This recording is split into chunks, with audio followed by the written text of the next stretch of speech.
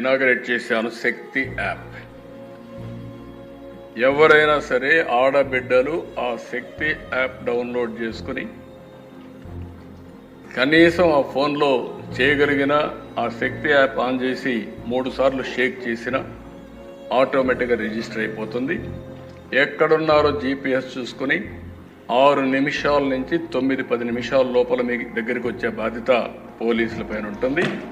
ఈరోజు ఏకంగా 1,30,00,000 మంది అక్క చెల్లెమ్మలు వాళ్ళ ఫోన్లలో ఈరోజు దిశ యాప్ ఉంది.